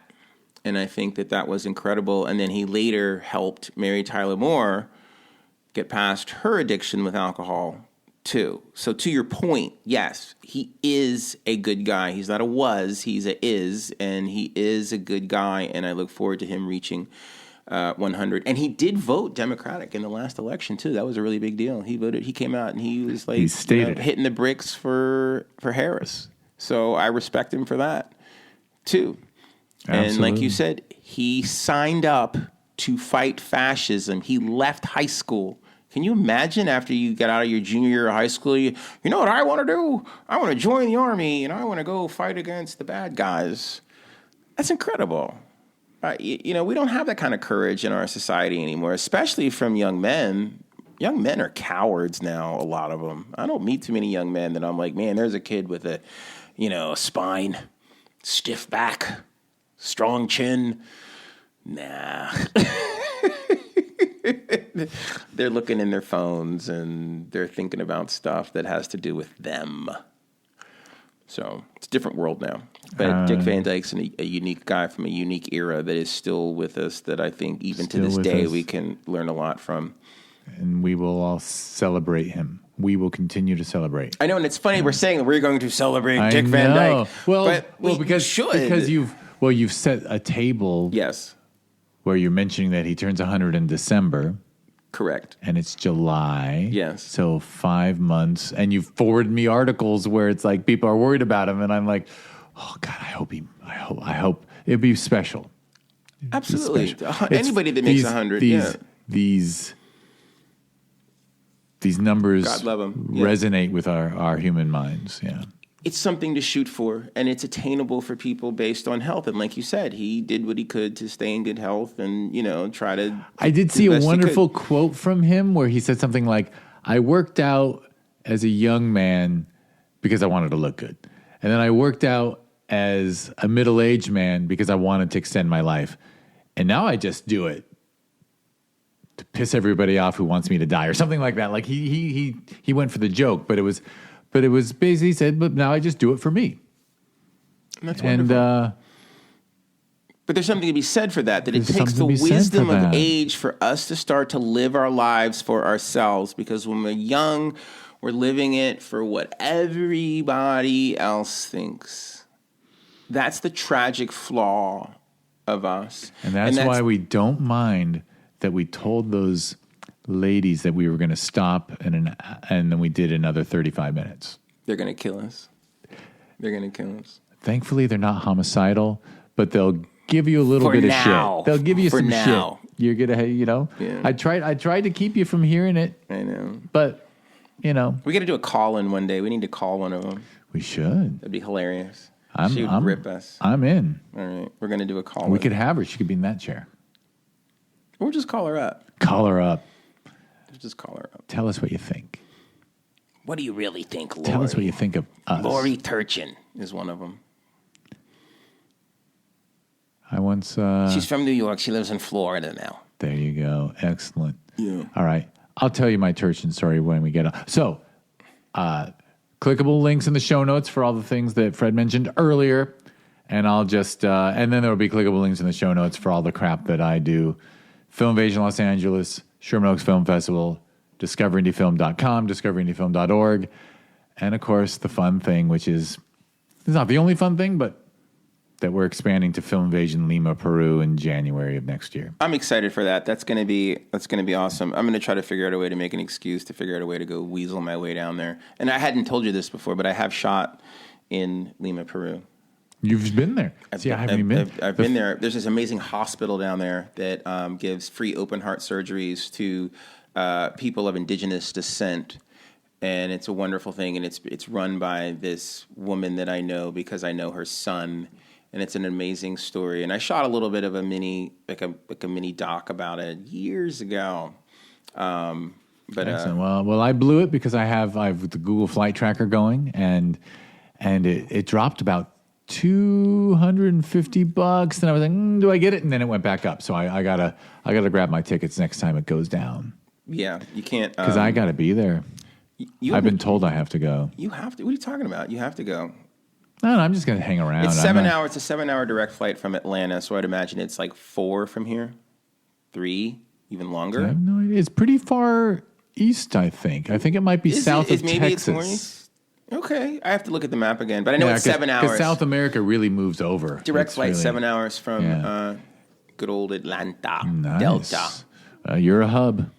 Yes, we are. So they might fly to Atlanta, but they fly down there too. So you never know. Nice. If you're going, because since you're looking for prices and a little cheaper, if you're willing to change planes, Jeff, you could get a good I'm deal. looking for the best price for a direct flight. Well, then you will be changing planes. You're probably in Detroit, but no, I'm looking for the best price for nonstop. Oh, for nonstop? Yeah. I love the idea of you changing planes like 4 times. That's hilarious. I would do that if I'm flying alone, but I might not be alone on this one. I can suffer, but I can't make my life partner suffer. I wouldn't do that to her. Yeah, I wouldn't either. It's a bad idea. For some reason, I will always give myself the short end of that stick. You're a man, Jeff. I guess. That's the deal. That's the what deal. we were taught to do. That's the deal. It's just the way that it is. And to anyone that wants to negotiate their way out of that, you are making a grave mistake. In the cisgendered heterosexual relationship world. Now, outside of that, I don't have any authority to say anything to anybody I don't know. But for all of my heterosexual friends out there, if you're the guy, take the knee. Take the hit. Take the knee. Take the hit. Be generous. Be generous. Be giving. Be giving. Yeah. And say to yourself, do I want to be a narcissist or do I want to be a good person? And honestly, I think you sleep better at night and you feel better. I think your life is better when you're not a narcissist, when you're not selfish. But I don't know, maybe selfish people love it. But if I do something even remotely selfish, Yeah, I know there's a voice in my head that like kicks my ass for a good while after that. So I just don't go there. People anymore. that don't have that voice have a disorder, and it's called borderline personality disorder. Okay, I agree. Right. I think you nailed it. Yes. Excellent. So what do you call not borderline? You're a not borderline personality disorder person. A decent human. Yeah, you're just a decent human Well being. You're adjusted. normal, Well adjusted. That's talk about a biased language, but yeah. Our whole language system is biased. Everything is Jeff. crazy. It's always biased. Yeah, languages, Right, because we were having an argument today. I was with an Asian American friend, and she wanted to take me to a bagel shop, and the bagel shop is very popular with the Jewish community. And she's like, yeah, all the Jews love it. And she said it really loud outside. And I was like, you can't talk like that. And she's like, well, why not? I mean, people say all the time, like, oh, that's an Asian restaurant, or that's a Mexican restaurant. You want to eat at the Chinese place where you see Chinese people eating. Right, and that's what she was saying. And she's like, I want to eat at the Jewish bagel place where all the Jews are eating bagels. And I said, I understand that, but I don't know if we're evolved yet as a society where we can have that type of discussion openly in public and identify a restaurant as this is a Jew haunt. The Jews love eating here. Like, I don't know if you can say that and people feel comfortable. I'm good with it. But I might not be representative. You're not, Jeff. You're not. You're so not. I kind of like the idea that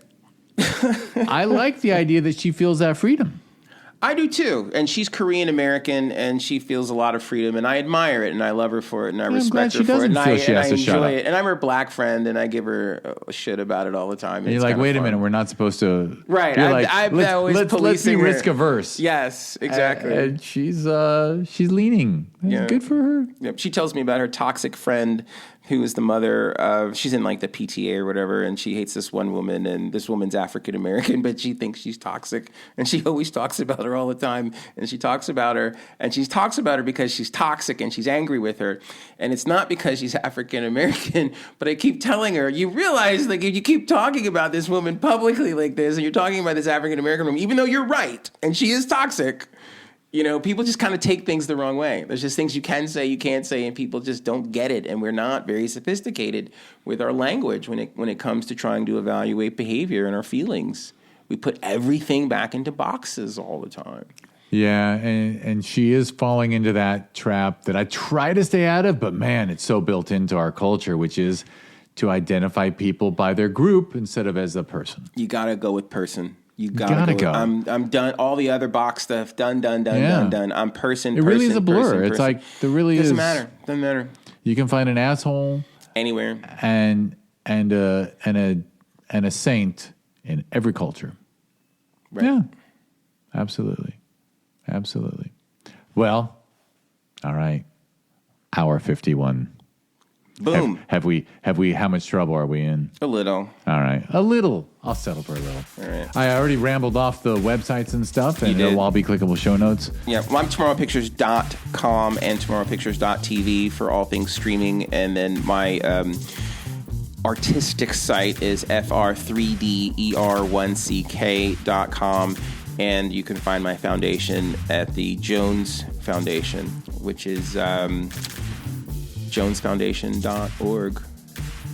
Funny, I had everything else from previous podcasts in the list of sites, but I did not have Jones Foundation. Yeah, Jones Foundation is something that I'm particularly proud of moving forward with, new ideas, new concepts, and new ways of creating social change. So it's jones-foundation.org. And you'll know it because you'll see my mother as a young woman on the south side of Chicago, along with her little brother standing out in front of a, I guess like a little tenement housing thing or whatever. This is the 50s or whatever. It's kind of cool. My mother's very glowy. I have a very, very pretty mother. And then an awesome uncle who was one of the original Soul Train dancers, too. He's the reason I came to California because he came out first.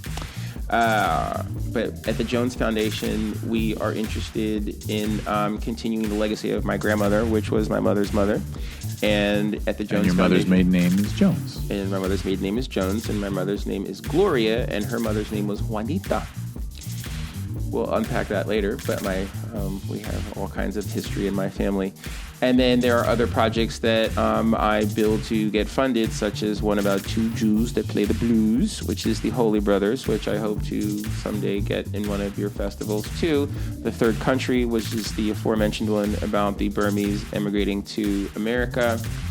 And another one, it's going to be called Before the Door Closes, and it's about a person dealing with the end of life as well, a gentleman who has Alzheimer's, which is a good friend of mine. And then the one that Jeff loves, Pre-Existing Freedom, that is inspiring my entire documentary style post-2020. It really has been a signpost for you. It really has. It's changed my life as a filmmaker, and I think it's a really important turn for me that the films are now changing me rather than me trying to make the films all the time. I'm letting the art is leading you. You're not. Agreed.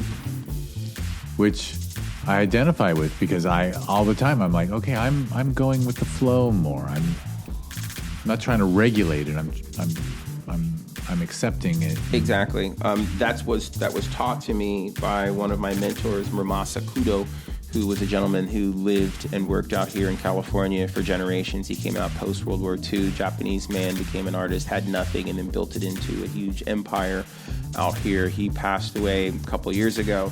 But this circle here that you see with Pre-Existing Freedom, that is his art. And before he passed away, I asked him, can I utilize your art in the graphic rendering of the brand of this documentary that I'm making that is about the circle and is about the inspiration of the universe around you? Rather than you trying to direct the universe, you allow the universe to direct you. One of my favorite indigenous people of all time is Geronimo, and his famous quote was, "Only the white man wants to change the direction of the river." Don't change the direction of the river. Go with the flow. Those are the answers to all of your questions in life. And so that's how I'm really approaching documentary film now. I'm not trying to tell anybody anything. I'm just going with the flow. And that's what this program is, too. So there you go. Amen.